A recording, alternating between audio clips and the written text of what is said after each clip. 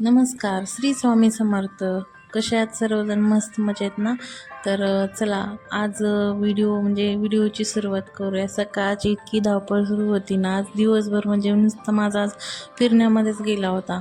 तर आणि त्यातून पण सकाळचा वेळ म्हणजे रांगोळीसाठी निघालेला असतो, कारण की सकाळचं उठल्याच्या नंतर सकाळी दारामध्ये रांगोळी वगैरे काढली म्हणजे असं वेगळीच वाईब मिळते. त्यामुळे सकाळचं जरा लवकर उठून रांगोळी वगैरे काढून पूजा वगैरे आवरून घेतलं ना, मग दिवसभराचं समाधान त्यामध्ये भेटतं. कारण की एक वेगळीच म्हणजे असं वेगळंच वाटतं. ज्या दिवशी रांगोळी वगैरे नाही काढली किंवा पूजा वगैरे नाही केली, त्या दिवशी मग दिवसभर असं आपण काहीतरी विसरल्यासारखं वाटतं. आणि मला काही रांगोळी काढायला येत नाही, तरी पण मी छोटीशी कशी तरी रोजची छापा वगैरे मारते किंवा असं साधी सिंपल सोबर थोडीशी काढत असते. तर आज आम्हाला जायचं होतं नवीन म्हणजे फ्लॅट बघायला. तर रेंटनीच आम्हाला फ्लॅट बघायचा होता. तर आम्ही असा फ्लॅट बघत होतो की जो जो आमच्या बजेटमध्ये बसेल किंवा आता मंथली आम्हाला पण बजेट परवडलं पाहिजे असं बघत होतो. तर बजेटमध्ये परवडला तर तो आमच्या म्हणजे सर्व मुलांची शाळा किंवा यांचं काम असेल तर याच्या बाहेरच भेटायचे. आणि आता जिथून मुलांची शाळा मेन महत्त्वाचं म्हणजे कसं मुलांची शाळा येते, तर तो कसं म्हणजे सकाळचं संध्याकाळचं दुपारचं वगैरे एकटा जातो सायकलीवरती. त्यामुळे मग थोडंसं शाळेच्या जवळ असल्याच्यानंतर थोडंसं बरं वाटतं. त्यामुळे मग म्हणजे जेवढं जवळ भेटेल तेवढं त्या रेटमध्ये आम्ही बघत होतो.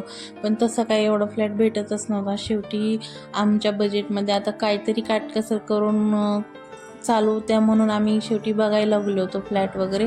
तर इथे पण इतक्या रूमा छोट्या छोट्या होत्या ना, आणि मग रेंट एवढे आहेत ना, खूप रेंट आहे. पुण्यामध्ये राहायचं म्हणलं ना, पहिलं स्वतःचं घर पाहिजे बाबा, नाहीतर मग काही खरं नाही. रेंट देऊनच हे करायला लागते. जिकडे काम करायचं आणि इकडे रेंट भरायचं, असंच सध्या तरी काम सुरू झालेलं आहे.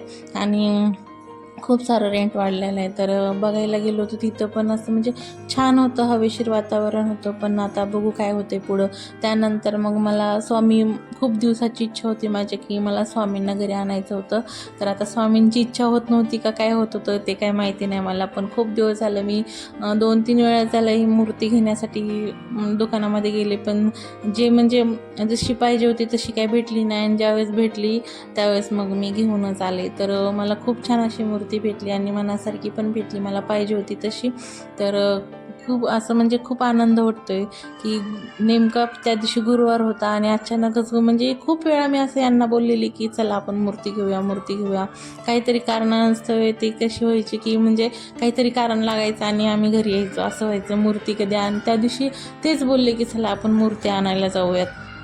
आता ते स्वामींनी काय केलं का काय चमत्कार घडला ते काय मला माहिती नाही. तसं त्यांना आवड आहे देवाची.